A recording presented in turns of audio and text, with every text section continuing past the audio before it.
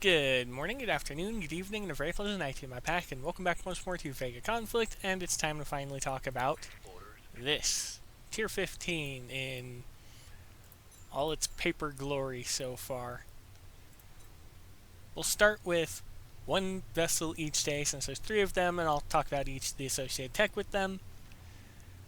So it should be a fairly short video because I'm going to start with Vega, and then I'm going to try and pronounce the faction name. So I'm going to go Vega, the equivalent of the Umbral, and the equivalent of the Altarian. So first off, Raptor, base 2-hour repair time, and it is classed as an Interceptor, and an Interceptor is fast attack vessels in a fleet, and their role is to quickly engage enemy forces in the front line, wear down their defenses. While fast, they lack damage output of the other classes. So they're good at more or less taking out this one, which is more or less what we have, and it's a rock, paper, scissors system, just like what we had back with Tier 8. Effective range is back as well, which I'm not a fan of, and I can guarantee that not a bunch of other people are fans of it, but it seems like how they're going to try and go about balancing the factors, well, the factions for this time around.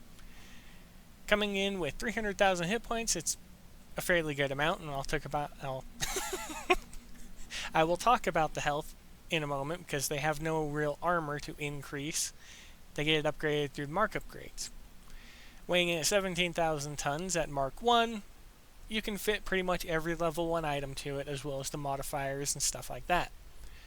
3,500,000 tons of free cargo space means that each one is actually capable of hauling quite a bit, but it's always going to be better to upgrade them, get the additional cargo space so they can more or less bring back enough to continue building new ships, refitting them, and whatnot. Forward speed of 750 meters per second. They're extremely fast, but that's a given due to the Interceptor name. Rotation speed of 45 degrees per second, which is incredibly impressive, as you'll see in some gameplay towards the end of the week, actually, because I'm going to talk about each of the vessels, and I'm going to play them during the next event that happens. 550 meters per second strafe speed, and yeah, they're more or less just frigates for the most part, including their firing arc. They have a reverse speed, which is the first time we were actually allowed to see the reverse on any ship, if I'm not mistaken. Yeah, they're allowing us to see a lot of stats with them, so 200 meters per second in reverse, so that's a nice addition to be able to see that. And standard sector speed, and then there's a breakthrough thing, but I'll talk about that back here. First I'm going to go over these stats, resistance, I'll talk about the breakthrough last. So they do 400% increased damage against Spectres, Retrociders, Retrosyn, and 50% more against the Blood Rebellion, and they have 25% resurgence on Mark 1, which is pretty much the standard. Oh, nope, they got 5% more Mark 1 than other ones. Resistance-wise, you're looking at 75% Spectre, Retrocider, Retrosyn, 50% against Vega Alliance, and 75% against the standard meta damage, which is Energy, Kinetic, and Explosive. They also have 75% resistance against Plasma, Blight, Blood, and Alien. And then you have the new damage types, which is Radiation, Munitions, and I don't remember the third one at the moment because I haven't primarily been using the third faction. But Radiation is the one they're meant to be a hard counter to, so naturally, and then some of their own damage type. Now, Breakthrough, what's it do? It's a stacking overdrive, and it triggers based on how many times the weapons fire, so things like Commander Burr's, the new Commander Burr, I'll show it in a minute. The overdrive all does is increases weapons rate of fire, so it more or less just allows them to fire faster and faster, the more quickly they fire. As you can tell, it's been a while, and I'm a little bit distracted with trying to decide on how to present this video, and I'm just going to be blunt. I'm just going to be right to the point as I am right now. So max stacks of 1.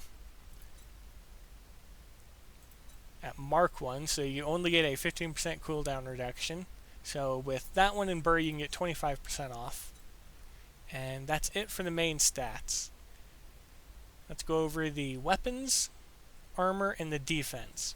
And as I said, these ones do not have a real armor because the built-in faction limiters, or whatever they want to call it, each one has defense, and none of them have armor as far as I'm aware. The only one that has armor is this faction. That's because their primary thing is that they rely heavily on armor, while these ones destroy armor.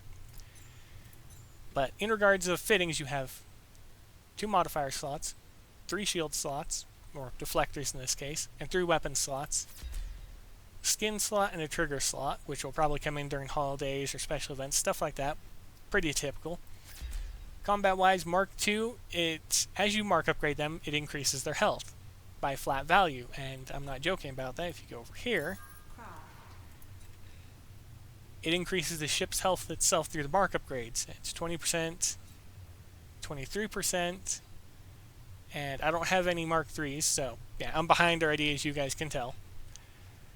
But on top of that, it increases the resurgence, and it doesn't change that, which is weird. You would expect it to. But I guess it's probably balancing factor to keep it at 1. But that's it for that. Let's go over and let's talk about the weapons. Okay, so Vega uses deflectors, and deflectors are basically just a new version of shields, and they can recharge so long as you don't lose it. And it's 5%, and that means that you're going to have 17,000 per second. That's not too bad. After a 5-second delay, and you're the fastest for now, so you can easily outrun them, which is what I was doing. They have lightweight, even on the level 2, so you are encouraged to make the small upgrade steps because their small weight increases while minimal with the energy, but then you have the modifiers, which can boost them, and we have 3 of them now. First one we got was this one. It just increases deflector energy by 25%, so you just increase the value that what's already shown, which is this. Next one I haven't bought any of. I haven't bought any of either of these, so this one increases ship speed for the Raptors. Alright, so they're already fairly fast. I don't think they need that one. And increased ward damage, and ward is the defense type of the red vessels, and this is theirs, and they do not have the ability to recharge as far as I can see, and I don't think any mods allow them to either. Yeah, they just get, they're primarily focused around damage.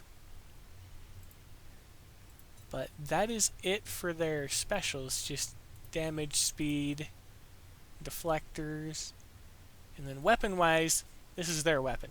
It has the lowest damage out of them all,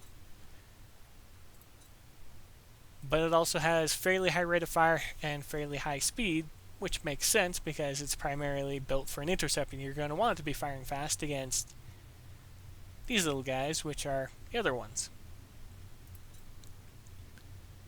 But yeah, health for this tier is more or less upgraded and gathered through mark upgrades rather than through actual armor, except for this faction because theirs is entirely built around the armor.